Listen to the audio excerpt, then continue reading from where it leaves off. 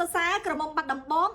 $60ម្ចាស់មកុដ Miss Supranational Cambodia បង្ហាញវត្តមានយ៉ាងលេចធ្លោអស្ចារ្យនិងប្រកបដោយមោទនភាពនៅលើឆាកកម្រិតអន្តរជាតិ Vietnam International Fashion Week ស្មើមុខស្មើមាត់ជាមួយតារាល្បីៗរបស់ប្រទេសវៀតណាមវិស័យដើរបង្ហាញម៉ូដនិងបវរកញ្ញាកម្ពុជាកំពុងតែបោះជំហានយ៉ាងរឹងមាំនៅលើឆាកអន្តរជាតិដោយថ្មីនេះក្រមុំរូបស្អាតមកពីទឹកដីខេត្តបាត់ដំបងគឺកញ្ញា$60ម្ចាស់តំណែង Miss Supranational Cambodia 2026បានសាងភាពភ្ញាក់ផ្អើលនិងក្តីមោទនភាពយ៉ាងខ្លាំងតាមរយៈការបង្ហាញមុខនៅលើវិថីដើរបង្ហាញម៉ូដលំដាប់អន្តរជាតិដ៏ធំគឺកម្មវិធី Vietnam International Fashion Week ដែលជាព្រឹត្តិការណ៍ម៉ូដដ៏មានឥទ្ធិពលប្រចាំតំបន់$60បានបង្ហាញខ្លួនយ៉ាងចែងចាំងរួមជាមួយការដើរ catwalk យ៉ាងមានទំនុកចិត្តដំណើរល្វត់ល្វន់មើងម៉ាត់និងច្បាស់ដែលអាចចាត់ទុកបានថាស្មើមុខស្មើមាត់ជាមួយតារាម៉ូដនិងតារាល្បីៗលំដាប់ជួរមុខនិងមានសក្តានុពលរបស់ប្រទេសវៀតណាមការចេញទៅបង្ហាញសមត្ថភាពនៅលើទឹកដីវៀតណាមនាពេលនេះមិនត្រឹមតែជាជោគជ័យផ្ទាល់ខ្លួនរបស់កញ្ញាប៉ុណ្ណោះទេប៉ុន្តែវាជាការបង្ហាញសក្តានុពលបញ្ជាក់ថាធនធានសិល្បៈការនីនិងតារាម៉ូដែលខ្មែរមានសមត្ថភាពខ្ពស់អាចឈរជើងនិងអាចប្រកួតប្រជែងលើឆាកធំជាមួយបរទេសបានជាពិសេសក៏ជាការបើកឱកាសថ្មីជាស្ពានចម្លងនិងបើកទ្វារសម្រាប់ឱកាសការងារសិល្បៈក៏ដូចជាកម្មវិធីដើរម៉ូដអន្តរជាតិផ្សេងទៀតផងដែរនាពេលអនាគតបច្ចុប្បន្នកញ្ញា$60គឺជាម្ចាស់ជ័យលាភី Miss Supranational Cambodia ឆ្នាំ2026ដែលកំពុងតែត្រៀមខ្លួនយ៉ាងសកម្មក្នុងការតំណាងឲ្យប្រទេសកម្ពុជាទៅចូលរួមប្រកួតនៅលើវេទិកាអន្តរជាតិដ៏ធំគឺ Miss Supranational ដែលប្រកួតនៅប្រទេសប៉ូឡូញសូមបងប្អូនប្រជាពលរដ្ឋខ្មែរពួតដៃគ្នាជួយផ្សព្វផ្សាយជួយសរសើរនិងផ្ដល់កម្លាំងចិត្តដល់បវរកញ្ញារបស់ខ្មែរយើងមិនថាតែការចេញទៅប្រកួតឬការចូលរួមក្នុងកម្មវិធីដើរម៉ូដលំដាប់អន្តរជាតិនានានោះទេព្រោះថាពេលចេញទៅនោះពួកគាត់ម្នាក់មិនត្រឹមតែជាអ្នកសិល្បៈនោះទេ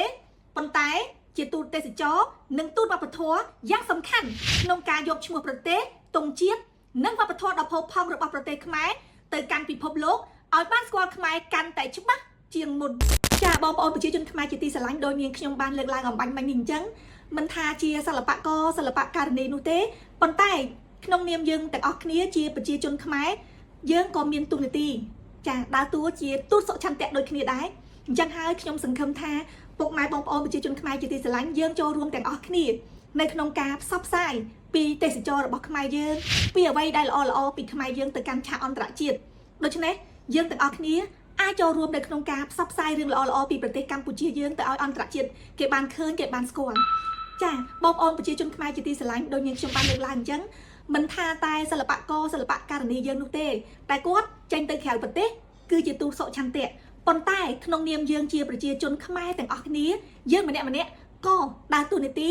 ជាទូតសុឆន្ទៈនៅក្នុងការចូលរួមផ្សព្វផ្សាយពីអ្វីដែលល្អសម្រាប់ប្រទេសកម្ពុជាយើងទៅកាន់ឆាកអន្តរជាតិដូចគ្នាដែរអញ្ចឹងនាងខ្ញុំសង្ឃឹមថាពុកម៉ែបងប្អូនប្រជាជនខ្មែរជាទីស្រឡាញ់របស់ខ្ញុំនឹងចូលរួមជាមួយគ្នានៅក្នុងការផ្សព្វផ្សាយពីអ្វីដែលល្អពីប្រទេសកម្ពុជាយើងទៅឲ្យអន្តរជាតិគេបានឃើញហើយនាងខ្ញុំក៏សង្ឃឹមយ៉ាងមុតមាំដែរថា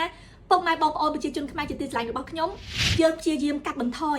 ការចែករំលែកនៅរឿងរ៉ាវដែលមិនល្អពីប្រទេសកម្ពុជាយើងចាយើងអាចមើលបានតែនាងខ្ញុំសង្ឃឹមថាយើងនឹងមិនចែករំលែកទេយើងព្យាយាមចែករំលែកតែរឿងរ៉ាវល្អ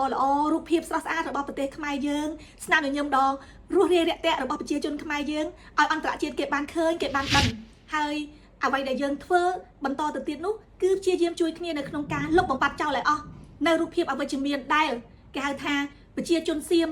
ឬក៏ប្រទេសដែលឈ្លានពានខ្មែរយើងគេព្យាយាមលាបពណ៌មកលើយើងអញ្ចឹងបើគេព្យាយាមផ្សព្វផ្សាយពីអ្វីដែលអាក្រក់ពីខ្មែរយើងទៅហើយនៅពេលដែលបងប្អូនប្រជាជនខ្មែរជាទីស្រឡាញ់របស់ខ្ញុំយើងព្យាយាមផ្សព្វផ្សាយឬក៏ share បន្តដោយយើងក៏កំពុងតែចូលរួមជួយគេហៅថាផ្សព្វផ្សាយនៅរូបភាពមិនល្អដែលគេហៅថាជនជាតិសៀមឬក៏ប្រជាជនសៀមហ្នឹងគេកំពុងតែព្យាយាមលាបពណ៌មកលើយើងអញ្ចឹងយើងជាប្រជាជនខ្មែរទាំងអស់គ្នាយើងពួតដៃគ្នាសហការគ្នាផ្សព្វផ្សាយតែអ្វីដែលល្អពីប្រទេសកម្ពុជាយើងទៅឲ្យអន្តរជាតិគេបានឃើញយើងមានប្រាសាទដ៏ស្រស់ស្អាតដែលជាអច្ឆរិយវត្ថុនៅលើโลกហើយយើងក៏មានធម្មជាតិដ៏ស្រស់ប្រណិតតែគេហៅថាជាធម្មជាតិពណ៌បៃតងខ្ចីអញ្ចឹងហើយនាងខ្ញុំសង្ឃឹមថាពុកម៉ែបងប្អូនប្រជាជនខ្មែរជាទីស្រឡាញ់នឹងចូលរួមជាមួយនាងខ្ញុំនៅក្នុងការផ្សព្វផ្សាយរឿងរ៉ាវល្អពីកម្ពុជាឲ្យអន្តរជាតិគេបានឃើញនិងបានដឹងពីនាងខ្ញុំលីកាសូមអរគុណ